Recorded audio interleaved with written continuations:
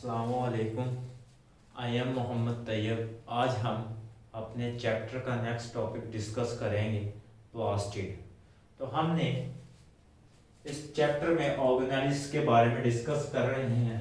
तो हम क्या कहते हैं कि ऑर्गेनेल्स ऐसी हैं, स्पेशलाइज्ड बॉडी होती हैं सेल्स में, जो कि स्पेसिफिक फंक्शन परफॉर्म करती हैं, यानी कि little organs of the body हैं। तो ये प्लास्टिड भी क्या है, लिटिल ऑर्गन्स ऑफ है सेल के। लेकिन ये कौन से लिटिल ऑर्गन है, ये पिगमेंटेड बॉडीज हैं। ये कौन सी है हमारे पास, पिगमेंटेड बॉडीज हैं। और क्या होती हैं ये हमारे पास, मोस्टली कौन सा फंक्शन परफॉर्म करती हैं, ये हमारे पास फोटोसिंथेसिस का फंक्शन परफॉर्म करती हैं। और क्या करती हैं, कलरिंग का फंक्शन परफॉर्म करती हैं। तो ये पिगमेंटेड बॉडीज हैं। और ये क्या होती हैं, ये मेम्ब्रेन बॉन्डेड होती हैं। ये क्या होती हैं, मेम्ब्रेन बॉन्डेड होती हैं। और किस में पाई जाती हैं, सेल्स में पाई जाती हैं।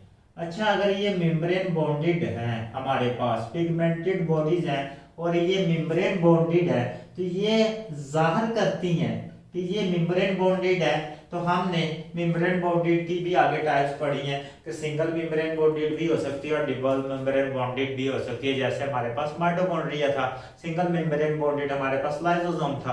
तो ये हमारे पास कौन सी होती हैं, ये हमारे पास डबल मेम्ब्रेन बॉन्डेड होती हैं। क्या होती हैं, डबल मेम्ब्रेन बॉन्डेड ऑर्गेनेल्स होती हैं।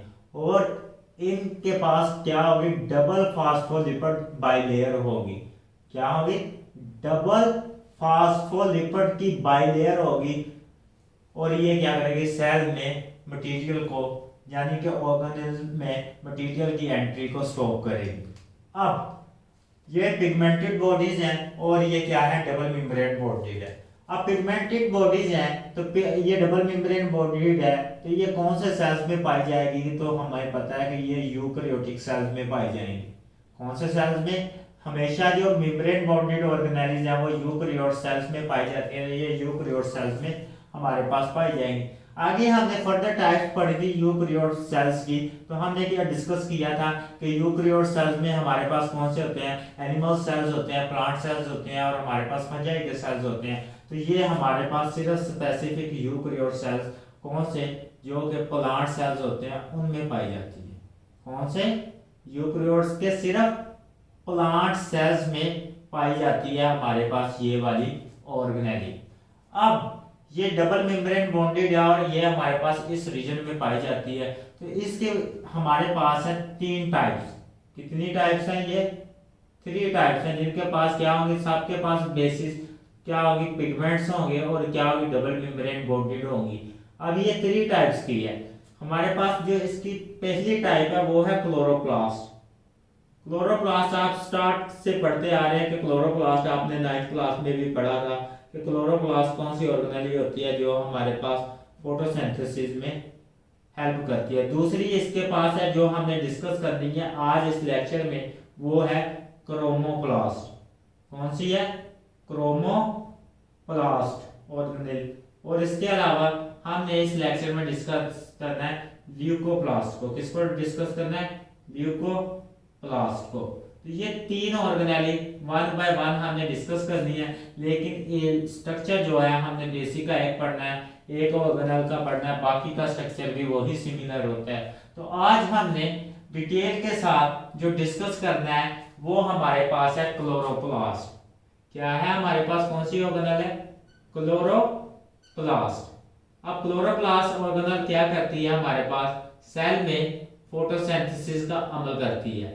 अब सेल में फोटोसिंथेसिस का अमल क्या होता है, हमारे पास इन ऑर्गेनिक मॉलिक्यूल्स से क्या करना है, हमारे पास ऑर्गेनिक मॉलिक्यूल सिंथेसाइज करना है in the presence of sunlight. Inorganic molecule कौन से होते हैं, हमारे पास वाटर होता है, हमारे पास कौन सी होती है, कार्बन डाइऑक्साइड होती है। उनसे क्या करना है, हमने लाइट की मौजूदगी में क्लोरोप्लास्ट ने क्या करनी है, हमारे पास सिंथेसाइज क्या करना है, ग्लूकोज सिंथेसाइज करना है। अब क्लोरोप्लास्ट हमारे पास ऑर्गेनेल है, इसके पास जो पिगमेंट होता है, यानी कि ये पिगमेंटेड ऑर्गेनेल है, तो इसके पास कौन सा पिगमेंट होता है, इसके पास एक ग्रीन पिगमेंट होता है, जिसकी वजह से ये क्या है, हमें सबस नजर आता है। ग्रीन पिगमेंट हमने क्या किसको कहा था, हमने ग्रीन पिगमेंट कहा था किसको, क्लोरोफिल को। क्या करता है, क्लोरोफिल होता है, और क्लोरोफिल क्या करता है, लाइट को अब्जॉर्ब करता है, और लाइट अब्जॉर्ब होने के बाद ये सेल में फोटोसिंथेसिस का अमल स्टार्ट हो जाता है। अब हम इसके स्ट्रक्चर की तरफ आते हैं ताकि हम इसको डिटेल के साथ डिस्कस कर सकें यहाँ पे। तो हम एक बड़ा स्ट्रक्चर ड्रा यहाँ पे कर लेते हैं इसका, ताकि इसको हम डिटेल के साथ स्टडी कर सकें।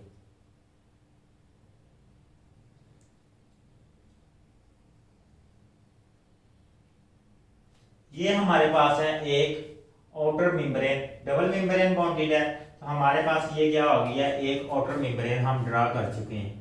तो ये हम इसका जो स्ट्रक्चर है इसको एक्सप्लेन करने के लिए इसको अच्छे से एक्सप्लेन करने के लिए इसका हमने स्ट्रक्चर बड़ा ड्रा किया है। ये हमारे पास क्या है, आउटर मेम्ब्रेन का रीजन है। ये 3 डायमेंशनल स्ट्रक्चर शो करने के लिए मैं इस तरह ड्रा कर रहा हूं। अब ये हमारे पास क्या है, आउटर मेम्ब्रेन का रीजन, आउटर मेम्ब्रेन जो क्या करेगी, साइटोप्लाज्म में लाइज करेगी। ठीक है, ये साइटोप्लाज्म को फेस करेगी, और ये डबल मेम्ब्रेन है तो माइटोकॉन्ड्रिया की तरह ये क्या होगी, इसमें एक इनर मेम्ब्रेन होगी। उसकी क्या थी, उसकी फोल्डिंग बनाती थी इनर मेम्ब्रेन, लेकिन इसकी जो इनर मेम्ब्रेन है हमारे पास, जिसे हमने सेल मेम्ब्रेन का नाम दिया हुआ है, ये क्या करती है, ये फोल्डिंग नहीं बनाती, और ये किसके, आउटर मेम्ब्रेन के साथ साथ हमारे पास क्या करती है, लाइज करती है। ये आउटर मेम्ब्रेन के साथ पड़ी होती है।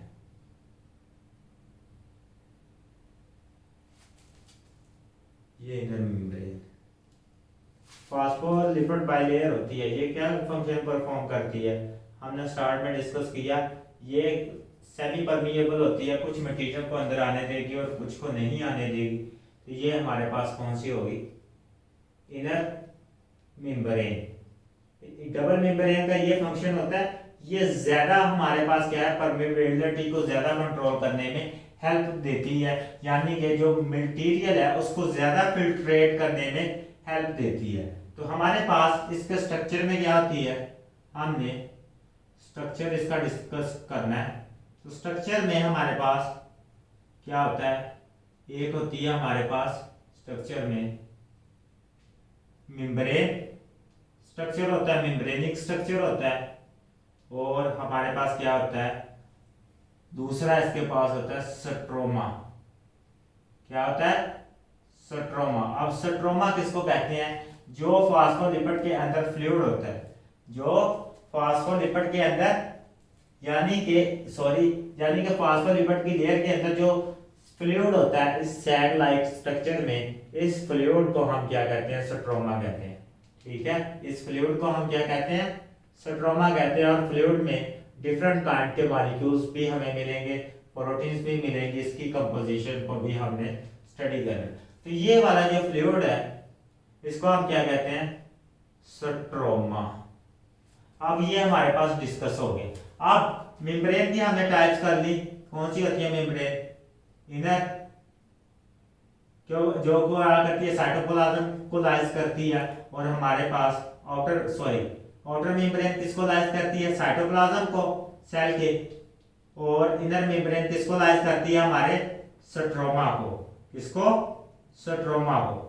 अब हम ये डिस्कस कर लेते हैं, हमारे पास जो स्ट्रोमा है इसकी कंपोजिशन क्या होती है और ये फंक्शन क्या परफॉर्म करता है इसमें।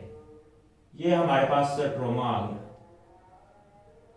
ठीक है, स्ट्रोमा की जो कंपोजिशन है, स्ट्रोमा में हमारे पास क्या होता है, फ्लूइड होता है, और फ्लूइड को हमने क्या कहा है, ये हमारे पास क्या है, ये सेल प्लाज्मा मेम्ब्रेन के अंदर होता है, यानी कि हमारे पास सेल मेम्ब्रेन के अंदर होता है। अब ये फ्लूइड में हमारे पास क्या होता है, सर्कुलर डीएनए भी मौजूद होता है। क्या होता है, सर्कुलर डीएनए भी मौजूद होता है, जो कि हेल्प करता है इसकी रेप्लिकेशन में। ये हमारे पास क्या है, सर्कुलर डीएनए। और इसके अलावा इसमें हमारे पास क्या होती है, राइबोसोम भी मौजूद होता है। क्या होता है, राइबोसोम भी मौजूद होता है।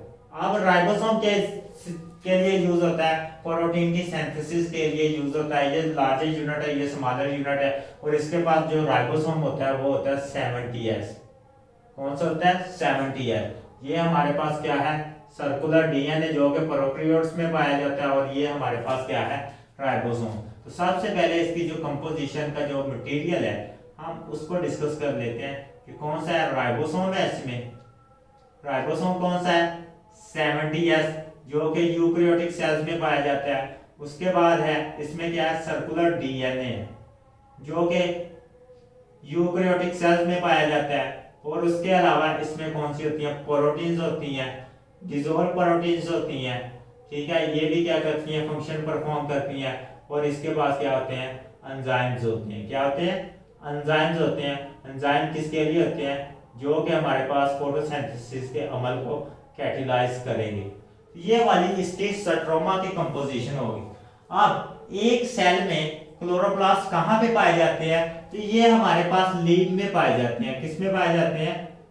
लीव्स में, ठीक है। प्लांट के किसमें? लीव्स के, यानी कि हमारे पास ग्रीन पोर्शन में ये ज्यादातर हमें मिलते हैं। तो लीव्स में पाए जाते हैं। और लीव्स में किन सेल्स में ये मेजरली पाए जाते हैं? हमारे पास मेसोफिल सेल में, ठीक है। मेसोफिल सेल, ये आपकी जो इंफॉर्मेशन है ये बायोएनर्जेटिक्स के चैप्टर में दी हुई है। ये एंटी टेस्ट में इंक्लूड है, इस वजह से इसको डिटेल के साथ मैं कर रहा हूँ। तो ये मेसोफिल सेल में पाए जाते हैं। और इनकी अमाउंट कितनी होती है? ये 20 से लेकर हमारे पास क्या है? 100 तक एक मेसोफिल सेल में प्रेजेंट होते हैं, 20 से लेकर 100 तक।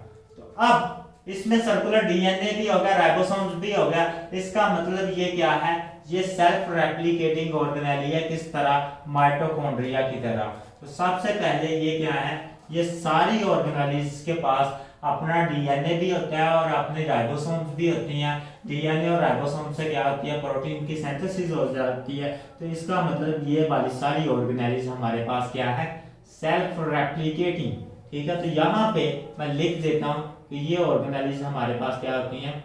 Self replicating. किसकी वजह से? इन सभी ऑर्गेनेल के पास अपना डीएनए भी मौजूद होता है और क्या होता है? अपने राइबोसोम्स भी मौजूद होते हैं। नेक्स्ट आते हैं हम, ये फ्लूइड सारे रीजन में प्रेजेंट होता है। यहाँ पे मैंने कुछ शो करना था, फिर फ्लूइड मैं कंप्लीट कर देता। तो इसमें एक हमारे पास क्या होती है? मेम्ब्रेन बॉन्डेड सैक होती है, ठीक है। इस मेम्ब्रेन बॉन्डेड सैक को हम कहते हैं थैलाकॉइड। मेम्ब्रेन बॉन्डेड सैक को क्या कहते हैं? थैलाकॉइड। अब ये थैलाकॉइड का बहुत ज्यादा इंपॉर्टेंट रोल है। अब ये थैलाकॉइड सैक्स हैं हमारे पास। ये क्या है? एक सैक है। और ये सैक हमारे पास किस फॉर्म में होती है? ये हमारे पास क्या होती है? ये ग्रुप्स की फॉर्म में होती है, यानी कि इसने अपना एक स्टैक बनाया होता है। क्या बनाया होता है? स्टैक बनाया होता है इस तरह।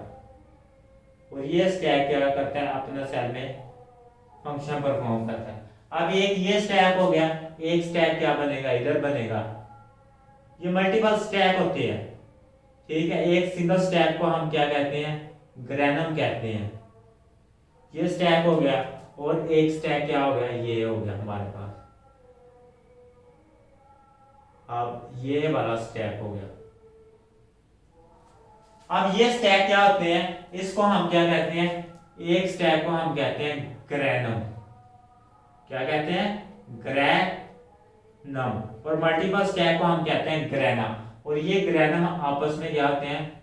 लिंक होते हैं। किससे? नॉन पिगमेंटेड पार्टिकल से क्या होते हैं? आपस में लिंक होते हैं। और ये हमारे पास क्या होती हैं? लिंकेड ग्रेनम हमारे पास ग्रेना डेवलप हो जाते हैं। और हम अब ये क्या करते हैं? फ्लूइड को ड्रा कर देते हैं यहाँ पे। ये क्या है हमारे पास? इसका मैट्रिक्स का क्या है? फ्लूइड है, जो कि स्ट्रोमा है, जिसमें क्या है? प्रोटीन्स है, एंजाइम्स है और डीएनए। अब ये वाली थैलाकॉइड मेम्ब्रेन और फोटोसिंथेसिस का आपस में बहुत ही गहरा क्या है? ताल्लुक है। हमने उसको एक्सप्लेन करने के लिए ये डायग्राम इतनी बड़ी बनाई है। अब फोटोसिंथेसिस हमने पढ़ा है कि फोटोसिंथेसिस का प्रोसेस क्या होता है। फोटोसिंथेसिस को हम डिटेल के साथ यहाँ पे डिस्कस कर लेते हैं। फोटोसिंथेसिस क्या होती है? फोटो मीना लाइट और सिंथेसिस मैंने क्या है तैयारी, किसी चीज की तैयारी। अब लाइट की मौजूदगी में कोई चीज तैयार करना, हमने उसको क्या कहा था, फोटोसिंथेसिस। और आगे भी मैंने डिस्कस किया है कि किस चीज की सिंथेसिस करनी है, हमने ग्लूकोज की तैयारी करनी है लाइट की मौजूदगी में। अब ये ग्लूकोज की तैयारी है हमारे पास प्लांट में दो रिएक्शंस में होती है। नाइन्थ में हमने डिस्कस कर लिया था, फर्स्ट ईयर में भी बायो एनर्जेटिक के चैप्टर में डिटेल के साथ पढ़ना है। एक होते हैं हमारे पास लाइट रिएक्शंस, ठीक, और दूसरा हमारे पास क्या होता है, डार्क रिएक्शंस। अभी हमने डिस्कस करने हैं पहले लाइट रिएक्शन, जो कि हमारे पास क्या है, सूरज की मौजूदगी में हो। अब हमारे पास क्या है, एक आउटर सन है, और सन क्या करता है, लाइट को वेव्स की फॉर्म में जमीन तक पहुंचाता है। और ये सन लाइट को वेव की फॉर्म में जमीन तक पहुंचाता है। तो ये हमारे प्लांट ने ऐसे पिगमेंट डेवलप किए हुए हैं जो कि क्या करते हैं, लाइट को अब्जॉर्ब करते हैं। और ये पिगमेंट कहाँ पे मौजूद होते हैं, हमारे पास इन ये थैलाकॉइड मेम्ब्रेन्स है, इनमें ये पिगमेंट मौजूद होते हैं। क्लोरोफिल क्या है, क्लोरोफिल मौजूद होती है। और जब लाइट इन पे आके स्ट्राइक करती है तो ये वाले थैलाकॉइड पे कौन से पिगमेंट, क्लोरोफिल के पिगमेंट क्या करते हैं, लाइट को एब्जॉर्ब करते हैं। और उस लाइट की एब्जॉर्प्शन से क्या करते हैं, वाटर मॉलिक्यूल की ब्रेक डाउन करते हैं। क्या करते हैं, जो हमारे पास स्ट्रोमा में वाटर होता है उसको क्या करते हैं, फोटोलाइसिस करते हैं उसकी, और क्या बनाते हैं, हमारे पास हाइड्रोजन आयन प्लस ऑक्सीजन का मॉलिक्यूल, ठीक है। और ये जो इलेक्ट्रॉन होते हैं हमारे पास साथ में आते हैं इलेक्ट्रॉन, क्या है, ये इलेक्ट्रॉन देते हैं एनर्जी रिच, मीन के इनके पास एनर्जी होती है लाइट रोशनी से आती है। ये इलेक्ट्रॉन क्या करते हैं, ये इलेक्ट्रॉन इन हाइड्रोजन आयन को जो कि स्ट्रोमा में मौजूद हो जाते हैं, हाइड्रोजन आयंस को स्ट्रोमा में मौजूद होते हैं, ये सारी थैलाकॉइड मेम्ब्रेन पे रिएक्शन हो रहा है। तो यहाँ पे मैंने क्या कहा, फोटोलाइसिस से क्या हमारे पास हाइड्रोजन आयन प्रोड्यूस हुई, क्या है, हाइड्रोजन आयन की कंसंट्रेशन इंक्रीज होगी फोटोलाइसिस के जरिए। अब ये हाइड्रोजन कंसंट्रेशन क्या करती है, ये वाले इलेक्ट्रॉन की एनर्जी की मदद से ये क्या करती है, ये सेल के ल्यूमन के इनसाइड मूव करती है। इसको थैलाकॉइड के मेम्ब्रेन की इस रीजन को हम क्या कहते हैं, ल्यूमन, क्या कहते हैं, ल्यूमन। अब क्या करती है, ये वाली इलेक्ट्रॉन की एनर्जी को यूटिलाइज करके इसकी मेम्ब्रेन क्या करती है, हाइड्रोजन की कंसंट्रेशन को ल्यूमन के इनसाइड इंक्रीज कर देती है, ठीक है। अब ये जब हाइड्रोजन की कंसंट्रेशन ल्यूमन के इनसाइड इंक्रीज हो जाती है, जैसे कि हमारे पास माइटोकॉन्ड्रिया में आउटर मेम्ब्रेन के इंक्रीज हो गई थी, बाद में क्या होते हैं, यहाँ पे स्पेशलाइज्ड एंजाइम मौजूद होते हैं जिसे हम क्या कहते हैं, एटीपीएज सिंथेटेज, ठीक है। यहाँ पे क्या होते हैं, स्पेशलाइज्ड एंजाइम में मौजूद होते हैं एटीपीएज सिंथेटेज, जो क्या करते हैं, एटीपी की सिंथेसिस करते हैं। अब ये एंजाइम मौजूद होते हैं और ये एंजाइम्स क्या करते हैं, हमारे पास हाइड्रोजन कंसंट्रेशन जब हाई कंसंट्रेशन है दोबारा लो कंसंट्रेशन की तरफ आएगा डिफ्यूजन के प्रोसेस के थ्रू, क्या डिफ्यूजन के प्रोसेस के थ्रू एटीपी सिंथेटेज से गुजरेगा। तो ये क्या करते हैं, ATP plus pi in organic phosphate को किस में कन्वर्ट कर देते हैं, हमारे पास एनर्जी रिच कंपाउंड एटीपी में कन्वर्ट कर देते हैं। अब ये वाला एटीपी यहाँ पे सेल मेम्ब्रेन में सिंथेसाइज हो रहा है, कहाँ पे, सेल मेम्ब्रेन में एटीपी सिंथेसाइज हो रहा है। अब ये एटीपी क्या करता है, एटीपी भी सिंथेसाइज हो रहा है, हमारे पास एफएडीएच भी सिंथेसाइज हो रहा है और एनएडीएच भी सिंथेसाइज हो रहा है। यहाँ पे इन मेम्ब्रेन में कौन कौन से मॉलिक्यूल सिंथेसाइज हो रहे हैं, एटीपी, ठीक है, एनएडीएच, आपने इसको डिटेल के साथ पढ़ना है, और क्या, एफएडीएच, ठीक है। ये मॉलिक्यूल सिंथेसाइज होते हैं और ये मॉलिक्यूल क्या करते हैं, ये मूव करते हैं स्ट्रोमा में, क्या करते हैं, स्ट्रोमा में मूव करते हैं, एनएडीएच एनर्जी रिच एटीपी और हमारे पास क्या है, एफएडीएच। ये मॉलिक्यूल आप क्या करते हैं, स्ट्रोमा में मूव करते हैं तो हमारे पास जो डार्क रिएक्शन है वो कहाँ पे होता है, स्ट्रोमा में। कहाँ पे होता है, स्ट्रोमा में। लाइट रिएक्शन कहाँ पे होता है, थैलाकॉइड मेम्ब्रेन में, थैलाकॉइड मेम्ब्रेन, ठीक है। और हमारे पास डार्क रिएक्शन कहाँ पे हो रहा है, स्ट्रोमा में। अब स्ट्रोमा में ये मूव करते हैं और स्ट्रोमा में मूव करने के बाद ये क्या करते हैं, कार्बन डाइऑक्साइड को रिड्यूस करते हैं ये वाले, और कार्बन डाइऑक्साइड को रिड्यूस करने के बाद हमारे पास क्या बना देती हैं, कार्बन डाइऑक्साइड को क्या करेंगे, रिड्यूस करेंगे और किस में कन्वर्ट कर देंगे, ग्लूकोज में। तो हमारे पास जो डार्क रिएक्शन है, कैल्मन साइकिल है, वो किस में होता है, हमारे पास स्ट्रोमा में होता है। और हमारे पास जो लाइट रिएक्शन है वो किस में होता है, वो होता है हमारे पास थैलाकॉइड मेम्ब्रेन में। और ये याद रखिएगा, पहली जो इलेक्ट्रॉन की एनर्जी यूटिलाइज करके हाइड्रोजन इनसाइड ल्यूमर पंप होते हैं, उसके बाद ये अगेंस्ट द कंसंट्रेशन मूव करते हैं डिफ्यूजन के प्रोसेस के थ्रू, और उन जो कंसंट्रेशन के अगेंस्ट मूव करते हैं तो ये सेल क्या करता है, उनसे एनर्जी प्रोड्यूस करता है। तो सेल में जो एनर्जी है वो आयन की कंसंट्रेशन की मूवमेंट से भी प्रोड्यूस होती है, और क्या है, हमारे पास डिफरेंट काइंड के और भी प्रोसीजर्स है जिनसे सेल क्या कर सकता है, एनर्जी प्रोड्यूस कर सकता है। फॉर एग्जांपल ये क्या है कि एनर्जी किस किस से प्रोड्यूस कर सकता है, मैं आपको कंसेप्ट दे देता हूं यहाँ पे थोड़ा सा, क्योंकि यहाँ पे energy ability to do work.